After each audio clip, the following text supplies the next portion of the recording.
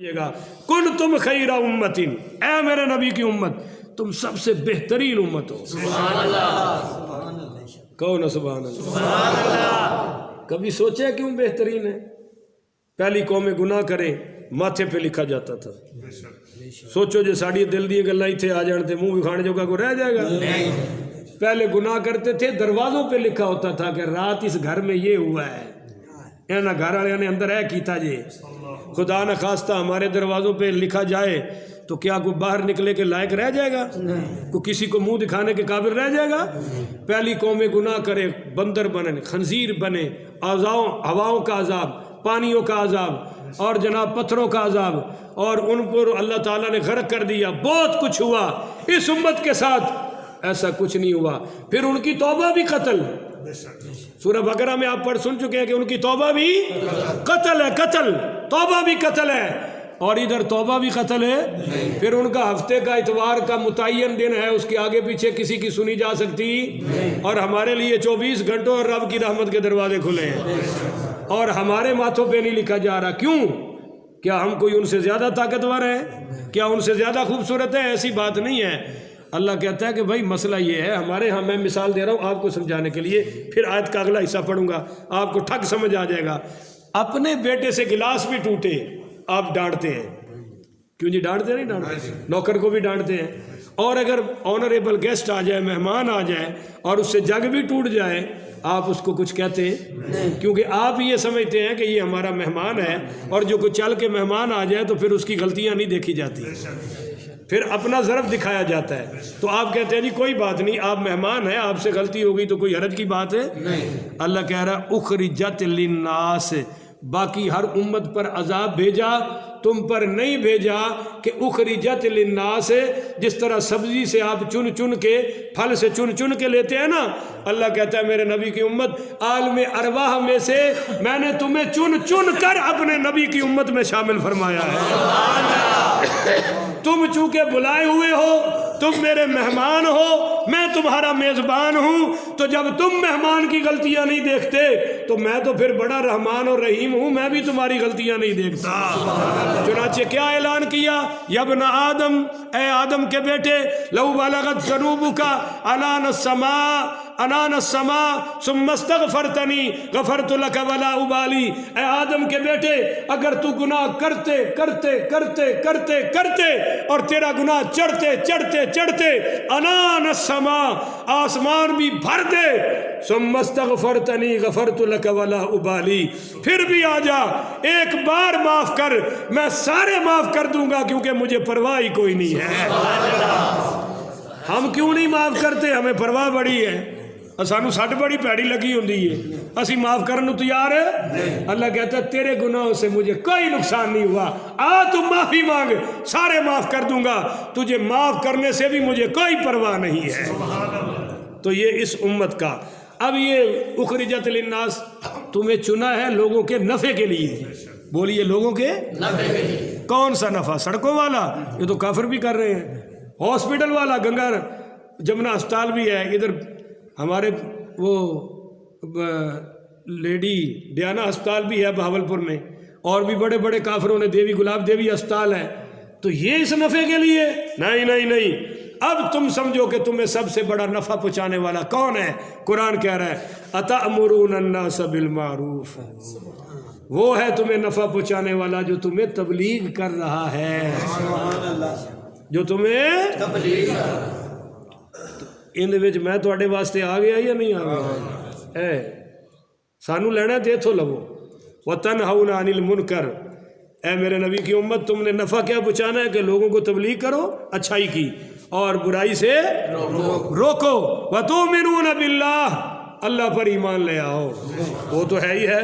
وَلَوْ آمَنَ أَهْلُ الْكِتَابِ، اگر اہل کتاب بھی ایمان لے آئیں تمہاری طرح، لَكَانَ خَيْرًا لَهُمْ، تو یہ ان کے لیے بھی بہتر ہو جائے گا۔ وَكُنْتُمْ خَيْرَ أُمَّةٍ، جب تم جو خیر امت ہو تو جو تمہاری طرح ایمان لائے گا وہ بھی اس خیر میں شامل ہو جائے گا۔ فرمایا کہ مِنْهُمُ الْمُؤْمِنُونَ، بعض ان میں سے مومن ہو بھی گئے، بعض ان میں سے مومن ہیں۔ آ گئے کلمہ پڑھ گئے, بڑے بڑے یہودی عیسائی مسلمان ہوئے ہیں, پر وَأَكْثَرُهُمُ الْفَاسِقُونَ, اکثر ان میں نافرمانی ہے. اب خلاصہ آ گیا جی اس سارے درس کا کہ لَن يَضُرُّوكُمْ, اے میرے محبوب, یہ یہودی یہ عیسائی تمہیں کبھی بھی ہرگز نقصان نہیں پہنچا سکتے. بولیے کسی قسم کا نقصان ہے؟ الا اذن, الا ہاں تھوڑا سا دکھ دے سکتے ہیں, تھوڑا سا دکھ تو دے سکتے ہیں کہ بات کریں گے بھونکیں گے, آپ کو تکلیف تو ہوگی, آپ کے صحابہ پر حملے ہوں گے, پر یہ شکست آپ کو دیکھ سکتے چونکہ اب آگے اس صورت کا سارا مضمون جہاد کی طرف جا رہا ہے. مضمون اب غزوہ بدر کی طرف, غزوہ احد کی طرف جا رہا ہے نا, تو پہلے اس کی تمہید باندھتی کہ بھائی تمہیں یہ نقصان دے سکتے, اور اگر تم اللہ کی راہ میں شہید ہو بھی جاؤ تو پھر بھی تمہارا تو نفع ہی نفع ہے. یہ ظالم مر بھی جائیں پھر بھی نقصان میں, بچ جائیں پھر بھی, اور آپ کے اگر آپ میں سے کوئی شہید بھی ہو جائے پھر بھی کامیاب ہے, جو بچ کے آ جائے پھر بھی الا اذن. یہ تھوڑی بہت ہی تکلیفیں تو دیتے رہیں گے.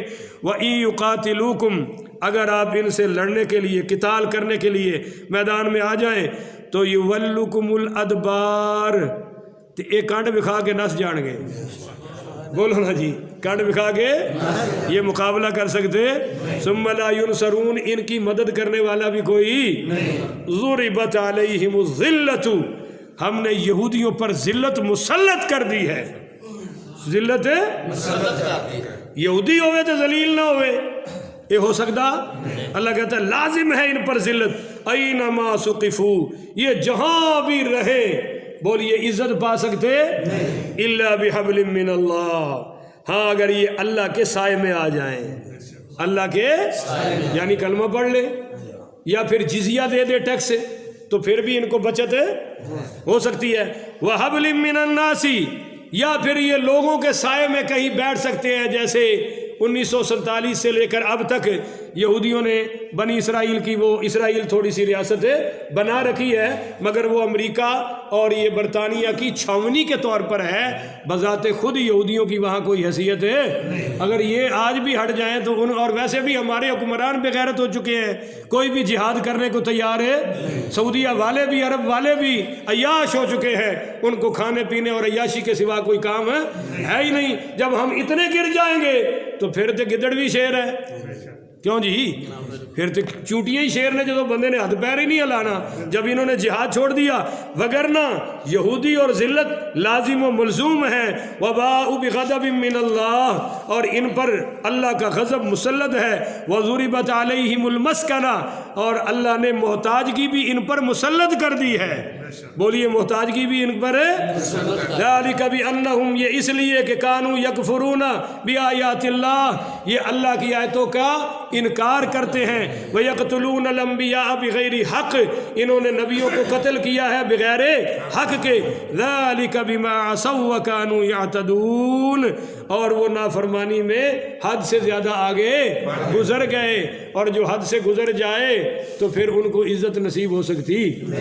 اب آپ یاد رکھیں کہ یہودیوں کا ایک معاملہ, آپ نے اعلان کیا کہ اخرج الیہود والنصارى من جزیرۃ العرب, کہ جزیرہ عرب سے یہودیوں کو بھی نکال دو اور عیسائیوں کو بھی. اس پر سب سے پہلا عمل حضرت عمر پاک نے کیا ہے. حضرت ابو بکر کو تو ٹائم ہی نہیں ملا, موقع بھی نہیں ملا, تھوڑی سی خلافت تھی اور وہ اندر کے فتنوں میں لگے رہے. حضرت عمر نے جناب بھگایا جزیرہ عرب سے یہودیوں کو. بلاخر انہوں نے سازش کر کے حضرت عمر کو شہید کرایا. پھر حضرت عثمان پاک آئے تو حضرت عثمان پاک رضی اللہ تعالیٰ عنہ بھی وہ کام نہ کر سکے جو حضرت عمر نے کیا تھا. وہ بہت سادہ طبیعت, بڑے نرم دل, بڑے رحیم و کریم ہستی تھی. انہوں نے زیادہ رحم و کرم ہی چلایا, مگر پھر بھی جہاد کروایا کیا, اور فتوحات بھی حاصل ہوئیں. کہ ایک حضور صلی اللہ علیہ وسلم نے بشارت دی تھی عبادہ بن صامت کے گھر, اور ایک صحابیہ تھی ان کے گھر. آپ نے فرمایا تھا اول جیش یغزو البحر فقد اوجب الجنہ. آپ نے فرمایا جو میری امت میں پہلا بحری لشکر تیار کر کے سمندروں میں اتر کے جہاد کرے گا ان پر جنت واجب ہو چکی ہے. یہ غالباً حضرت ام ہانی کے گھر حضور آرام فرماتے, وہاں ان کو فرمایا. تو حضرت عثمان غنی کی خلافت میں یہ پہلا بحری لشکر کنہوں نے تیار کیا؟ حضرت امیر معاویہ رضی اللہ تعالیٰ. تو اس حدیث کے لحاظ سے تو پکے جنتی ہوئے، بشارت تھی حضور کی. اچھا جی، جہاد تو ہوا. پھر حضرت مولا علی پاک کی خلافت آئی، آپس کا انتشار سامنے آ گیا اور کوئی بھی فتح حاصل ہے ان کو جہاد کرنے کا موقع ہی نہ ملا. اور بالآخر اسی سازش میں جس میں حضرت عمر شہید ہوئے، حضرت عثمان شہید ہوئے، اسی یہودیانہ سازش میں حضرت علی بھی شہید ہے اور حضرت حسن بھی شہید ہے. مگر حضرت حسن پاک جاتے جاتے ایک کمال کا کام کر گئے. انہوں نے حضرت امیر معاویہ سے صلح کی اور مولا علی والی خلافت حضرت امیر معاویہ کو عطا کر دی. تو حضرت امیر معاویہ پڑھی رضی اللہ تعالیٰ، انہوں نے کہا کہ بھئی یہ سارا نقصان ہمارا کیوں ہوا ہے حضرت علی سے لے کر حضرت عمر کی شہادت تک. تو ایک ہی بات سمجھ آئی کہ یہ شرارت کن کی ہے. تو پھر جہاں سے پٹائی ان کی حضرت عمر نے چھوڑی تھی، حضرت امیر معاویہ نے وہاں سے شروع کی ہے. حضرت امیر معاویہ کے نکالے ہوئے یہودی 1947 تک در بدر بھٹکتے رہے ہیں. آج کسی یہودی کو حضرت عمر کا ذکر کرو تو جل جل کے مر جائے گا، حضرت امیر معاویہ کا نام لو تو وہ جل کے راکھ ہو جائے گا. ان دو صحابہ کو برداشت کر سکتے. اب جو ان کو نہ کرے وہ بھی پھر انہی کے ساتھ ہے، اور جو ان پہ خوش ہو جائے وہ الحمدللہ مومن اہل سنت و جماعت ہیں. اللہ تعالیٰ عمل کی توفیق عطا فرمائے، ہر فتنے اور برائی سے اللہ ہم سب کی حفاظت فرمائے. آخر یہ بھی کتنے